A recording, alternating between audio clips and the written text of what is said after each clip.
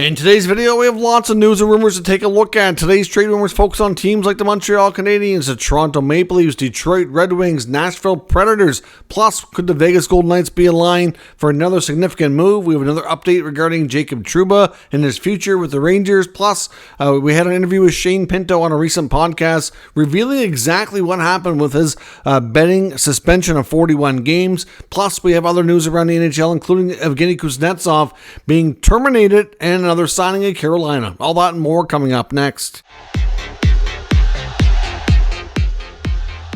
So welcome back to another video here at Top Shelf Hockey. As I mentioned, we have lots of news and some trade rumors to take a look at here today. First up, in case you missed it earlier, Evgeny Kuznetsov of the Carolina Hurricanes was placed on unconditional waivers today to terminate the contract. Of course, he had 1 year left. $6 million salary is what he was scheduled to earn. He was already paid a $2 million signing bonus, which would have been earlier this month on July 1st. So I'm sure that helped the situation and make the decision a little bit easier, but this was a mutually agreed upon decision between Kuznetsov and the team. The Hurricanes had put out a statement from GM Eric Tulsky saying that this was a decision they came to together, thinking, basically coming to the conclusion that it was what's best for all parties involved. Kuznetsov is now expected to sign a 4-year contract to head back to Russia, play in the KHL with CSKA Moscow. And there's a possibility, for Habs fans especially, might want to keep an eye on this. I believe there's a possibility he could end up playing with Ivan Demidov. Of course, having a very obviously Gali Kuznetsov, well-respected player coming over with a Stanley Cup ring on his finger, that could be a mentor type guy for him over there and get a chance to play. Obviously Kuznetsov's a very talented player, could obviously have an impact on him as well. So certainly, we'll see about that. I'm not sure if they'll play on a line together or even 100% they're going to be on the same team, but I believe they are. So obviously, having that team be strong as possible, good line mates is obviously good for his development. So it could be an interesting kind of spin-off effect, if you will. But Kuznetsov's time in the NHL appears to be over. If he's signing a 4-year contract, highly unlikely we see the 32-year-old make an NHL return down the road. Now, not long after this news broke, the Carolina Hurricanes did get another signing taken care of, and that's with restricted free agent forward Jack Drury, who signs a 2-year contract extension valued at $1.725 million per season average annual value. So certainly Drury is the probably the easiest of the 3 contracts to get done that they're looking to do. Of course, Marty Necas and Seth Jarvis both looking for new deals here. Necas has filed for arbitration, so we'll see if they make it to arbitration or what's that's going to work out to. We know Necas has had a ton of trade rumors surrounding him dating back to the end of the season when word got out that he would kind of prefer a fresh start and a trade to go on to another team. Of course, the opportunity to elevate him within the Hurricanes organization and lineup has certainly changed a lot since then, given how this team has changed. They lost a lot of players via free agency. So at this point, it's believed that they would probably prefer not to trade Necas unless they can get something coming back that's comparable who can play a top 6 role, which, unless there's another player, and I'm not really sure exactly who it would be, where they can swap and get something that they feel is comparable back. But they feel that Necas is still a budding star and has not hit his full potential. So they're not going to give him away without having a big return. And obviously at this point, it's not clear if that is still their preference here. I suspect it might be the player's preference. We don't really know. There hasn't been any leaks or word on how Necas and his agent feel about everything. If they're going to, reconsider the request for trade, or maybe they want to do a 1-year deal, see how it goes. We don't really know. But I think from Carolina's perspective, they'd like to figure out a way to kind of smooth the relationship over, figure out a way to keep him in the organization, and obviously, elevate his role, because they really need him now more than they did before. And getting Jarvis done will be obviously big for them as well. The Kuznetsov contract coming off the books, especially for the coming season, it's only 1 more year that was on there, but it's $3.9 million. It's not chump change. That's going to go a long way to helping them, have a chance to sign Jarvis and Necas and, do other things too. Because clearly, before the season ended and before we knew about this Kuznetsov move, it was looking like, if they were going to keep any of their defensemen, and, they had a lot of UFAs. And besides these guys that are trying to get contracts done as RFAs, if they kept even one or two of those other guys, it was going to be tight to get everybody in. And well, nobody really stayed. Very little, at least. I mean, Jordan Martin signed a few years to stay with the organization, but they lost Brady Shea, they lost Brett Pesce, Teravainen's gone. Ultimately, they had a lot of guys, leave town. So we'll see. The guys that they have definitely need to not only get re-signed, play a bigger role, make more money, and take a bigger role within the organization. We also got word today that the Vegas Golden Knights have confirmed their new East Coast Hockey League affiliate. So this will be basically 2 tiers down from the NHL. So of course it goes NHL, AHL, ECHL. So they will now have the Tahoe Night Monsters. So obviously that'll be good for them to have another affiliate there, to have more places for their prospects to play. We are expecting big news on Monday from the Calgary Flames. We know that there was already previously mentioned an agreement with the city to get a new arena. Well, Monday is supposed to be when the first shovel goes in the ground. It's going to be a ceremony. Eric Francis from Sportsnet was the first to report this today. Other media outlets have since confirmed it through their sources as well. So Monday, we should get big news that there will be Calgary representatives from the Flames, ownership and management, along with representatives from City Council and the province of Alberta. We'll be holding a ceremony to officially start the building process. They'll probably all be there with shovels, getting them ready to go to get started on the $926 million event center project. So obviously that's huge news for Calgary. They've been needing a new arena for a long time. We're expecting them to release some new renderings at that time as well, to have a look on what the plans and the new arena will look like. I know the Saddle Dome is desperately needed to be replaced, so this is going to be big for the Flames. Like I said, we've known for a while this was coming, but like I said, sometimes until shovels are in the ground, sometimes you kind of wonder if something could go sideways or anything of that nature, and this looks to be full steam ahead. So good, very, very good news, promising there for the Flames and their new arena. Now, as I mentioned, there was an interview that I found very interesting with Ottawa Senator centerman Shea Pinto, the Empty Netters podcast. If you haven't checked out that podcast with the Power Brothers, they are very entertaining. I love listening to them. Highly entertaining hockey-based podcast. They've had a lot of fairly good name players on there as well to interview, so still recommend checking it out if you haven't already become familiar with it. But Pinto was on their most recent episode, and of course, of all the things they talked about, talked a lot about a lot of things. So if you're a Sens fan and you want to know more about Shea Pinto, you probably want to hear this interview regardless. Talked a lot about his upbringing, growing up in Franklin Square, New York, just a family dynamic and all that. Having a very competitive athletic sister that he competed with a lot. Going to college, getting drafted, all that kind of stuff, which all interesting, which really not the part I wanted to get into here today. The part I found most interesting that I thought everybody else would like to know, if you didn't hear about this, was he actually was more forthcoming with what happened, which led to the 41-game suspension from Gary Bettman in the NHL regarding whatever the betting issue was that got him in hot water. Now, we do know that they didn't really say a whole lot. All they really confirmed for us is that he wasn't betting on hockey. If he would have been betting on hockey, he likely would have got a lifetime ban. That was not the case, but all we knew is that it was not that. There's lots of speculation about what it was, but really nobody ever said 100%. This came right from Shea Pinto, so now we can say this 100% accuracy, that essentially it was what we call proxy betting. So of course he's an American citizen, American-born player, playing in Canada. While he was in Canada, he wasn't able to access his the U.S. sports books to place bets. So he had a friend place some bets on his behalf. So that's considered proxy betting. So that's basically exactly what happened. There was some speculation.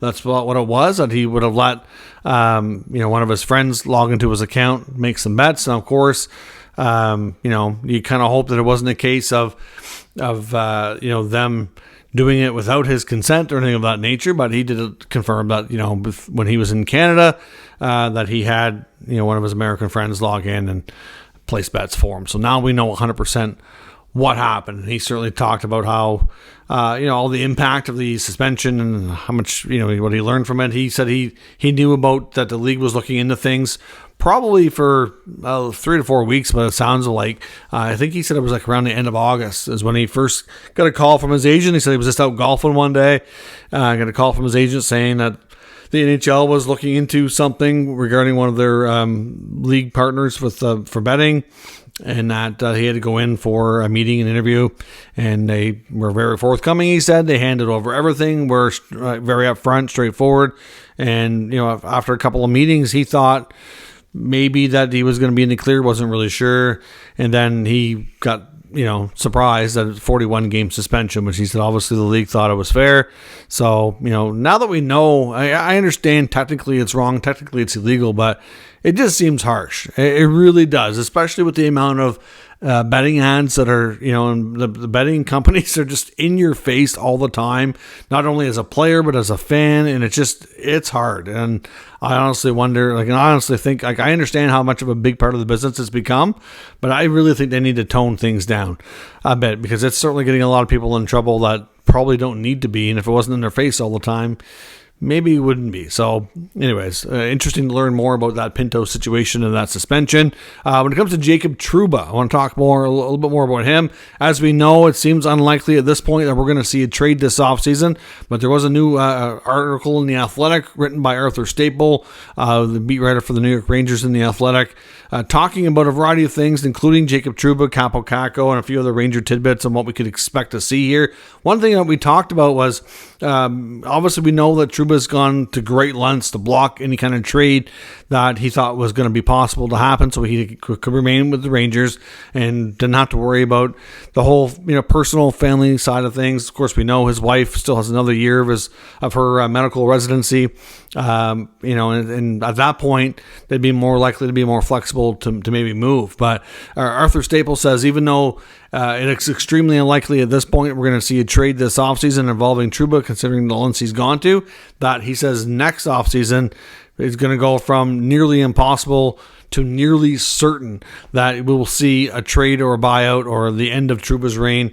as a member of the New York Rangers and the team's captain. Of course, if he has a phenomenal season and suddenly improves his play quite a bit and the team's success is even more than this year, maybe things change. But at this point, considering he's making $8 million, watching the way he's played the last even 2-3 years, really ever since he's been a Ranger, to be honest, I've kind of seen myself what I feel to be a fairly, I wouldn't call it super rapid, but steady decline.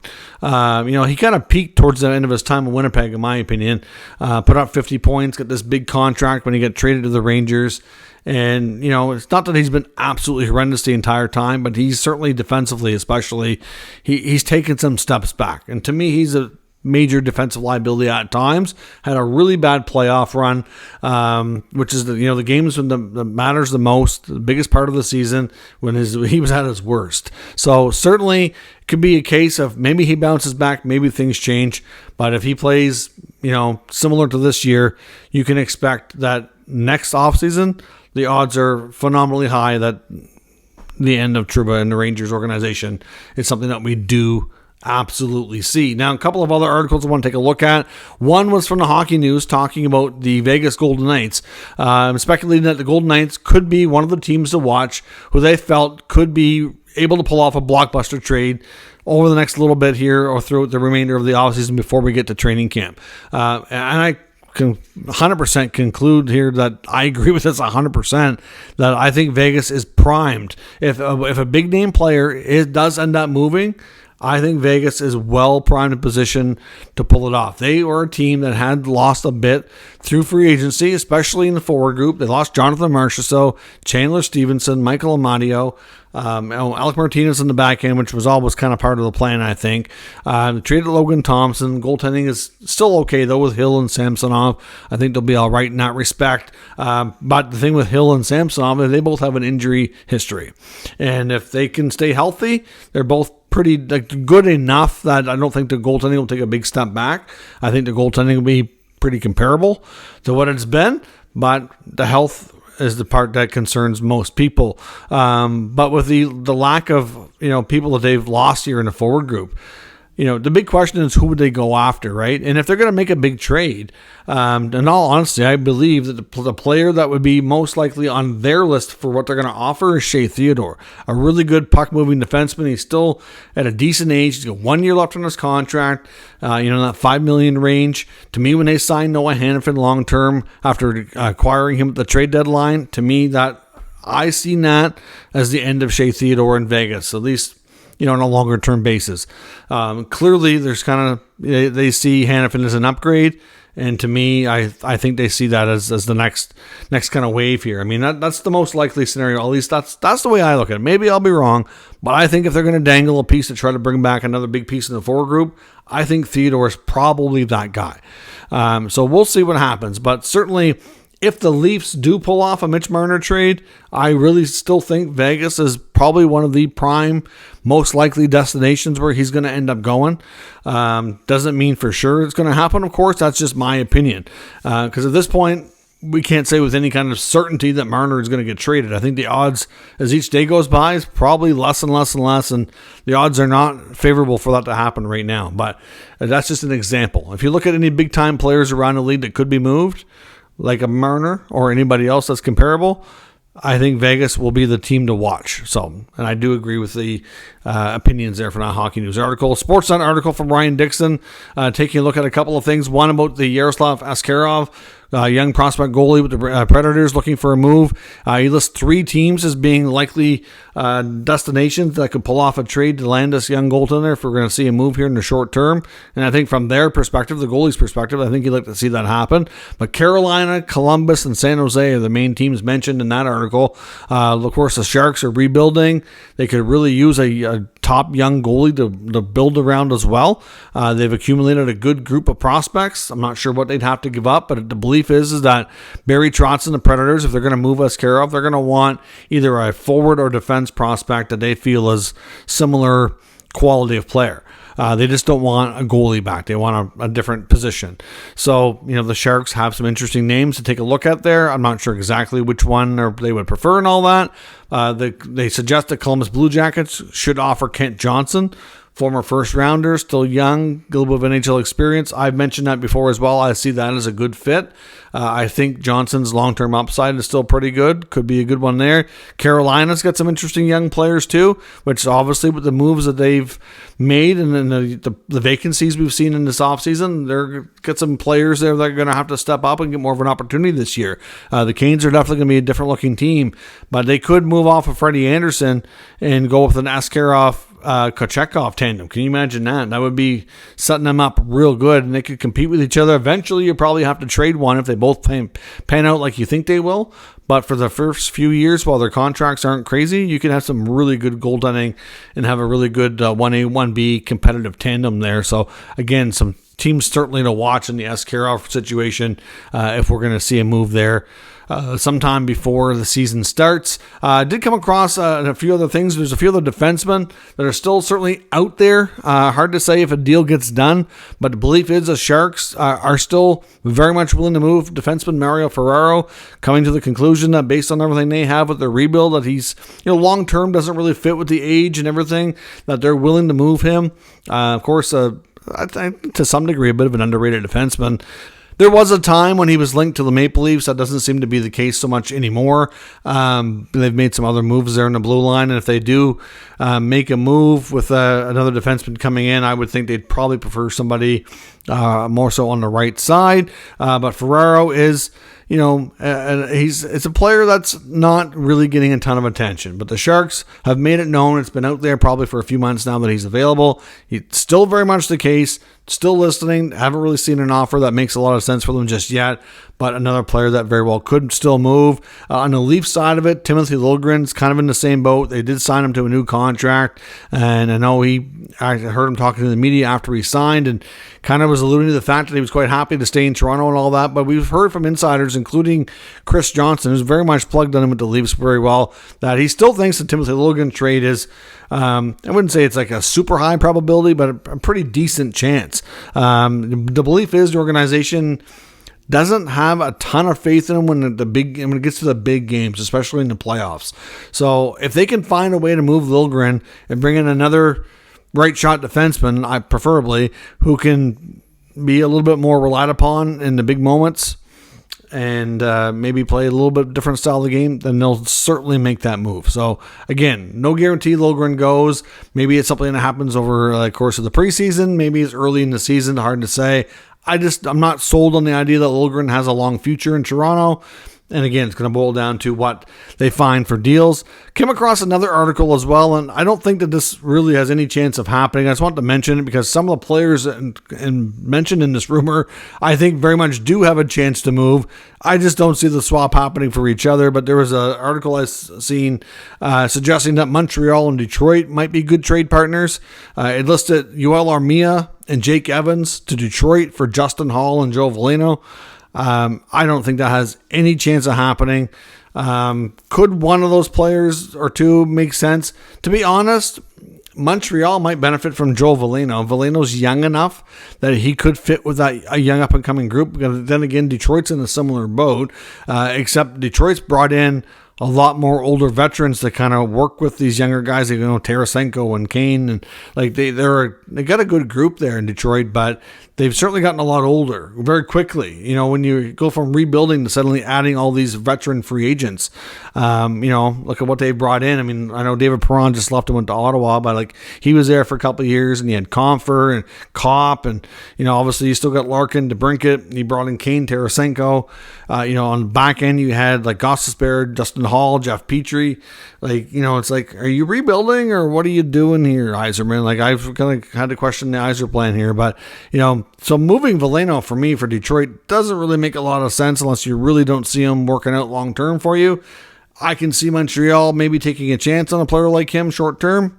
Sure, okay, that part makes sense. There's been rumblings for a long time about Armia and Evans both eventually getting traded out of Montreal. I don't think either of them have a long future there.